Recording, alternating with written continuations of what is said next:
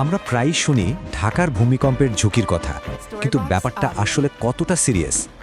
সাম্প্রতিক কিছু গবেষণা আর বিশেষজ্ঞদের মূল্যায়ন কিন্তু বলছে ঝুঁকিটা আমরা যা ভাবি তার চেয়েও অনেক বেশি। চলুন আজকের আলোচনায় আমরা ঠিক এটাই বোঝার চেষ্টা করব যে ঢাকার ঠিক কোন জায়গায় বিপদটা সবচেয়ে বেশি আর এর থেকে বাঁচার উপায় বা কী।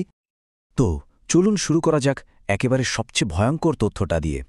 একটা বড় ভূমিকম্প হলে ঢাকার প্রায় 40% ভবনই ধসে পড়ার ঝুঁকিতে আছে। মানে ভাবা যায়, প্রতি 10টা বিল্ডিংয়ের মধ্যে 4টাই ভেঙে পড়তে পারে। আর এর ফল ভয়াবহ। ধারণা করা হচ্ছে প্রাণ হারাতে পারেন 2 লাখেরও বেশি মানুষ।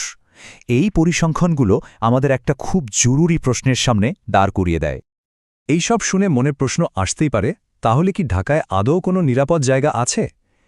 এই ঝুঁকির আসল কারণটা বুঝতে হলে আমাদের দুটো জিনিস দেখতে হবে। একটা হলো প্রাকৃতিক, আর অন্যটা আমাদের নিজেদেরই তৈরি করা।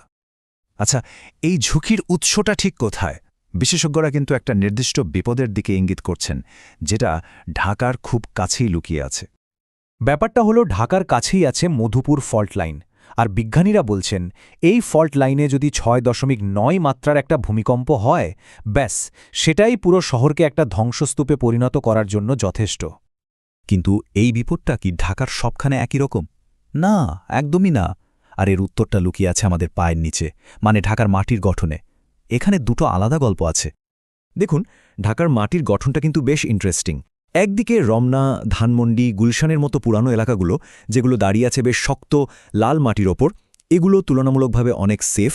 আর অন্যদিকে আফতাবনগর বা বসুন্ধরার মতো নতুন এলাকাগুলো, যেগুলো আসলে জলাভূমি ভরাট করে বানানো হয়েছে, এখানকার মাটি অনেক নরম আর বলতে গেলে বেশ বিপজ্জনক। কিন্তু দেখুন, সব দোষ শুধু মাটির ওপর চাপালেই হবে না।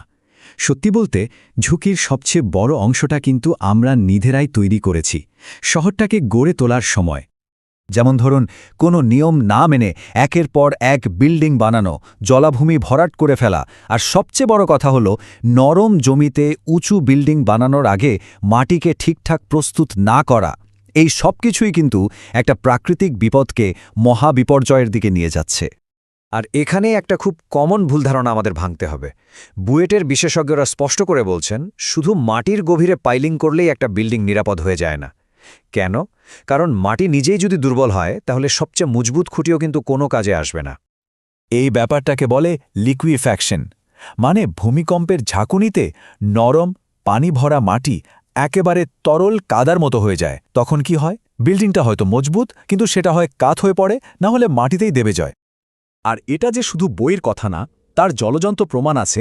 আমাদের ঢাকার জন্য একটা বড়সড় সতর্কবার্তা হতে পারে 1985 সালের মেক্সিকো সিটির ভূমিকম্প।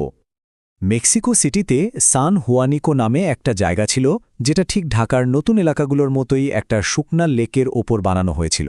আর ফলাফল কি হলো জানেন? ভূমিকম্পের সময় ওখানকার 70% বিল্ডিং ধসে পড়েছিল। কারণ একটাই, দুর্বল মাটি। আর এর পরিণতিতে প্রাণ গিয়েছিল প্রায় 15,000 মানুষের। ভাবুন একবার, শহরের মাটির গঠনকে অবহেলা করার ফলটা কতটা ভয়াবহ হতে পারে। তাহলে এখন প্রশ্ন হল, সমাধানটা কোথায়? যখন মাটি আর বিল্ডিং দুটোই সমস্যা, তখন উপায়টা কি? আসলে এর উত্তরটা আমাদের চিন্তাভাবনা একটু বদলালেই পাওয়া যাবে। বিশেষজ্ঞরা যে বিষয়টার উপর সবচেয়ে বেশি জোর দিচ্ছেন, সেটা হলো সবচেয়ে গুরুত্বপূর্ণ ফ্যাক্টর কিন্তু মাটি নয়, বরং বিল্ডিংটার কোয়ালিটি। দেখুন, আমরা তো আর চাইলেই ঢাকার মাটি বদলে ফেলতে পারবো না, তাই না? কিন্তু বিল্ডিংটা কিভাবে বানানো হচ্ছে, সেটা কিন্তু পুরোপুরি আমাদের হাতে। তার মানে নিরাপত্তাটা আসলে একটা ইঞ্জিনিয়ারিং চ্যালেঞ্জ, ভাগ্যের খেলা নয়। আর এই ইঞ্জিনিয়ারিং চ্যালেঞ্জ মোকাবিলার একটা পরীক্ষিত উপায় হল গ্রাউন্ড ইমপ্রুভমেন্ট। মানে নরম মাটিতে কোনো কিছু বানানোর আগে মাটিকে ট্রিটমেন্ট করে শক্তিশালী করে নেওয়া। এর জন্য প্রথমে মাটির ধরন পরীক্ষা করা হয়, তারপর বিভিন্ন পদ্ধতিতে চাপ দিয়ে মাটিকে শক্ত করা হয়, আর সবশেষে তাকে আরও মজবুত আর স্থিতিশীল করে তোলা হয়। তো এই সব জ্ঞানকে ভিত্তি করে বিশেষজ্ঞরা ঢাকাকে নিরাপদ করার জন্য একটা বেশ পরিষ্কার পথ দেখিয়েছেন। এই স্ট্র্যাটেজিটা বেশ কয়েকটা ধাপের। যেমন, যে বিল্ডিংগুলো ঝুঁকিপূর্ণ কিন্তু ঠিক করা সম্ভব, সেগুলোকে রেট্রোফিটিং বা শক্তিশালী করতে হবে। কিছু বিল্ডিং হয়তো ব্যবহারের জন্য আর নিরাপদ না, সেগুলোকে অন্য কাজে লাগাতে হবে। আর বিল্ডিং কোড তো আরও কঠোরভাবে মানতেই হবে। সবশেষে যে বিল্ডিংগুলো একেবারেই ইনসিকিউর, সেগুলোকে ভেঙে নতুন করে বানানো ছাড়া আর কোনো উপায় নেই। আর এই বিশাল কাজটা সহজে করার জন্য একটা দারুণ সুপারিশ এসেছে। সেটা হলো পুরো শহরের বিল্ডিংগুলোকে একটা জোনিং সিস্টেমের আওতায় আনা। লাল, হলুদ আর সবুজ। লাল মানে হলো বিল্ডিংটা খুবই ঝুঁকিপূর্ণ, এখনই ব্যবস্থা নিতে হবে। হলুদ মানে ঝুঁকি আছে, মেরামত দরকার। আর সবুজ মানে বিল্ডিংটা নিরাপদ। এতে করে কর্তৃপক্ষ সহজেই বুঝতে পারবে ঠিক কোন জায়গাগুলোতে আগে নজর দিতে হবে। দেখুন, ঢাকাকে নিরাপদ করার উপায় কিন্তু আমাদের অজানা নয়। পথটা বেশ পরিষ্কার, কিন্তু এর জন্য দরকার কঠিন সিদ্ধান্ত আর খুব দ্রুত কাজ শুরু করা।